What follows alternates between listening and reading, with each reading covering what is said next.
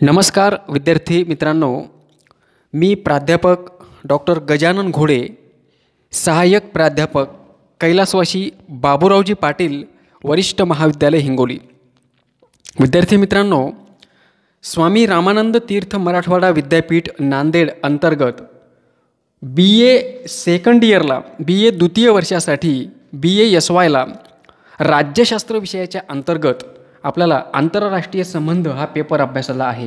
आणि आजच्या या व्हिडिओमध्ये आपण आंतरराष्ट्रीय संबंधाच्या अभ्यासाचा ऐतिहासिक दृष्टिकोन पाहणार आहोत.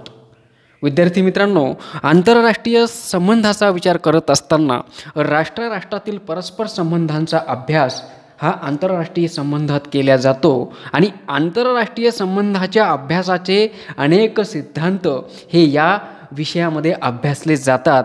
आणि त्याचा आपण ज्या वेळेला विचार करतो त्यावेळेला आपल्याला असं दिसतं की या आंतरराष्ट्रीय संबंधाच्या अभ्यासाचा वास्तववादी सिद्धांत असेल किंवा आदर्शवादी सिद्धांत असेल किंवा खेळ सिद्धांत असेल, निर्णय निर्माण सिद्धांत असेल, याच आंतरराष्ट्रीय संबंधांच्या अभ्यासाच्या सिद्धांतांमध्ये ऐतिहासिक सिद्धांतसुद्धा एक महत्त्वपूर्ण सिद्धांत मानला जातो.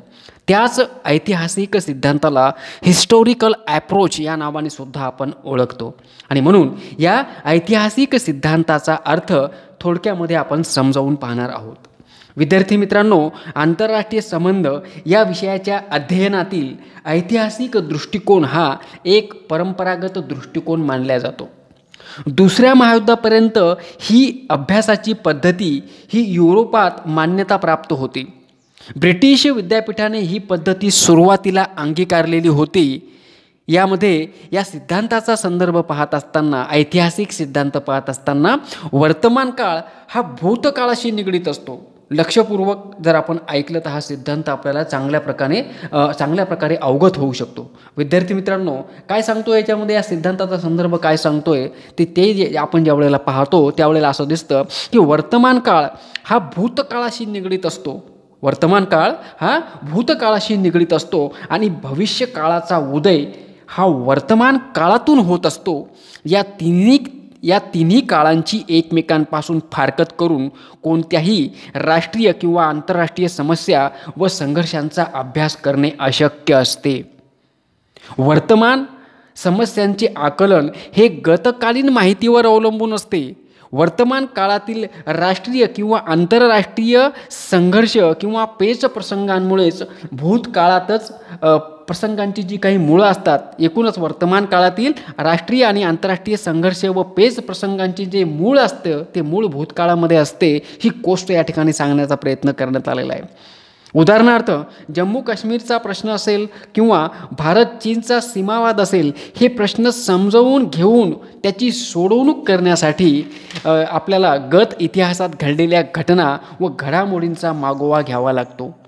इतिहास भूतकाळातील तथ्य मांडत असतो.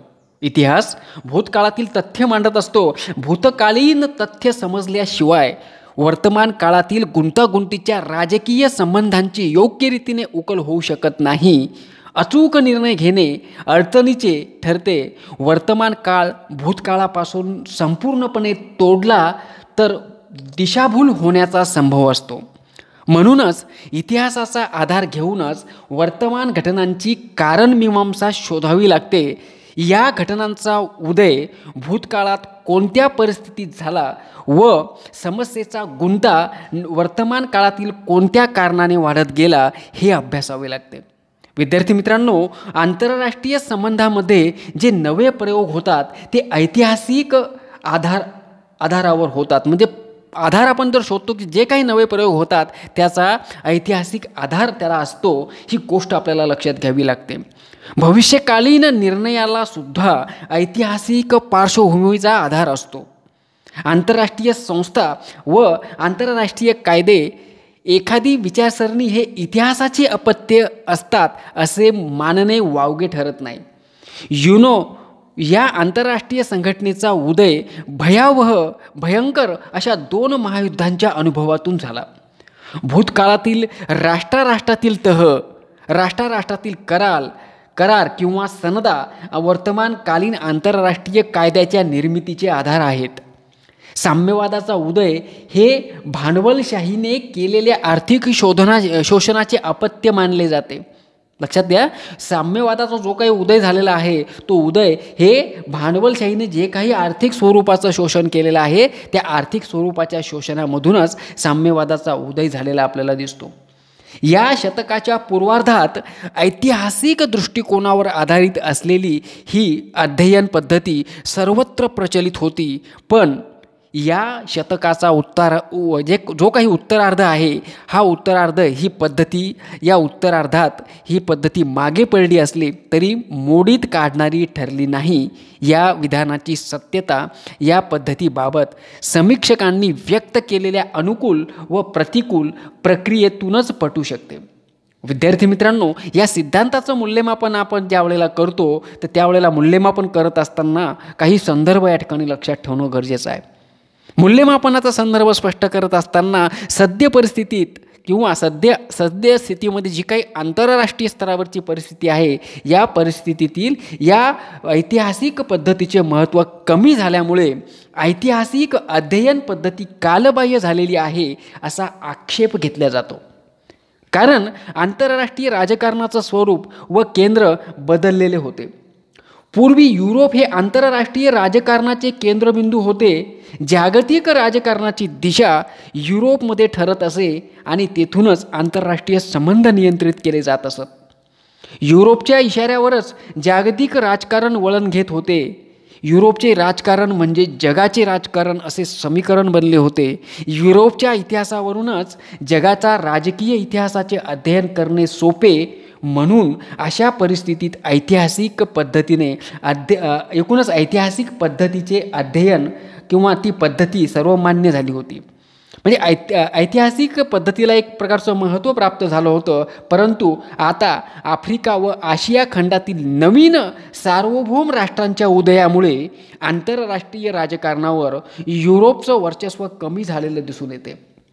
जागतिक राजकारणाचे पूर्वीसारखे युरोप हे एकमेव नियंत्रण करणारे केंद्र राहिलेले दिसून येत नाही. या नवीन निर्माण झालेल्या राष्ट्रांची विचारसरणी वेगवेगळी असून सार्वभौम असल्यामुळे निर्णयाचे स्वातंत्र्य त्यांना असलेले आपल्याला दिसते. युरोपमध्ये एकूणच युरोपियन देशांमधील असलेली सांस्कृतिक, धार्मिक, राजकीय आकांक्षा, ऐतिहासिक वैचारिक एकता व आशिया व आफ्रिकन देशांमध्ये आढळून येत नाही. उलट या खंडातील देशांमध्ये वरील सर्व बाबतीत कमालीची भिन्नता आढळून येते. युरोपच्या इतिहासाचे अध्ययन म्हणजे जागतिक इतिहासाचे अध्ययन अशी परिस्थिती राहिलेली नाही आहे. ते फार गुंतागुंतीचे झालेले असल्यामुळे ऐतिहासिक अध्ययन पद्धती कालबाह्य ठरली असे टीकाकार मानतात. विद्यार्थी मित्रांनो, इतिहास हा ऐतिहासिक पद्धतीचा आधार असतो. भूतकालीन इतिहासाच्या आधारावरच या ठिकाणी भविष्यकालीन निर्णय घेणे अवघड असते. विश्लेषण आणि मूल्यमापन केलेले नसते. ती घटना योग्य का अयोग्य हे अभ्यासकाला ठरवायची असते. इतिहास या बाबतीत स्तब्ध असतो. म्हणून ऐतिहासिक अध्ययन पद्धती तितकीशी विश्वासार्ह वाटत नाही किंवा तंतोतंत किंवा बिनचूकसुद्धा ती असू शकत नाही अशी टीकासुद्धा केली जाते. पूर्वी इतिहास हेच माहिती मिळवण्याचे साधन होते. जी माहिती मिळवणे दुरापास्त होती ही अडचण तांत्रिक प्रगतीमुळे पूर्णतः दूर झाली असून दुरापास्त असलेली वास्तविक माहिती खात्रीलायकरित्या अगदी थोड्या वेळात मिळवणे शक्य झाल्यामुळे ऐतिहासिक अध्ययन पद्धतीचे महत्त्व कमी झालेले आपल्याला दिसून येते. विद्यार्थी मित्रांनो, एकूणच समीक्षक ऐतिहासिक अध्ययन पद्धतीवर वरीलप्रमाणे प्रतिकूल प्रतिक्रिया व्यक्त करीत असले तरीसुद्धा आजही ऐतिहासिक दृष्टिकोनाची उपयुक्तता पूर्णतः अमान्य करता येत नाही. आंतरराष्ट्रीय संबंधाच्या अभ्यासात ही पद्धती हातभार लावू शकते. आपण एकूण ज्या वेळेला पाहतो त्यावेळेला आजच्या अनेक गुंतागुंतींच्या समस्यांचं मूळ इतिहासाच्या आधारे शोधून काढता येते. इतिहास प्रचलित समस्यांचे निदान करण्याचे साधन आहे आणि निदान झाल्याशिवाय उपचार करणे अवघड ठरते. यामुळे इतिहासाची उपयुक्तता नाकारता येत नाही. आजही इतिहास आपली दिग्दर्शकाची भूमिका इमाने ईदबारे राबवत आहे. म्हणजे आजही ऐतिहासिक दृष्टिकोनाचं महत्त्व असलेलं आपल्याला दिसतं. त्या आधारे जुन्या राज्यकर्त्यांच्या चुका, अयोग्य धोरणे यांची जाणीव होते. पूर्वीच्या काळात जे राज्यकर्ते होते त्यांनी केलेले जे काही अयोग्य धोरणं किंवा त्यांनी घेतलेले जे काही चुकीचे निर्णय आहे त्याची जाणीव सद्यस्थितीला होते आणि म्हणून हा सिद्धांत महत्त्वपूर्ण असलेला आपल्याला दिसतो. पूर्वीच्या राज्यकर्त्यांच्या अयोग्य धोरणामुळे झालेले विपरीत परिणाम वर्तमान परिस्थितीत इतिहासाच्या आधारे टाळता येतात आणि हा फायदा केवळ ऐतिहासिक दृष्टिकोनाच्या अभ्यासातूनच शक्य होत असलेला आपल्याला दिसतो. इतिहास ही गतघटनांची आठवण असलेला अनमोल खजिना आहे आणि म्हणूनच आज देखील आंतरराष्ट्रीय संबंधाच्या अभ्यासासाठी इतिहासाची उपयुक्तता नाकारता येत नाही किंवा ऐतिहासिक दृष्टिकोनाची उपयुक्तता नाकारता येत नाही आणि म्हणूनच आंतरराष्ट्रीय स्तरावर आंतरराष्ट्रीय संबंधाच्या अभ्यासाचा ऐतिहासिक दृष्टिकोन, ज्याला आपण हिस्टोरिकल ॲप्रोच म्हणतो, तो आजही तितकाच महत्त्वपूर्ण सिद्धांत असलेला आपल्याला दिसतो. विद्यार्थी मित्रांनो, अशा प्रकारे आपल्याला या ऐतिहासिक सिद्धांताचं स्पष्टीकरण या ठिकाणी देता येऊ शकतं. पुढील व्हिडिओमध्ये पुन्हा एका नवीन संकल्पनेसह आपण भेटणार आहोत. तोपर्यंत नमस्कार, धन्यवाद.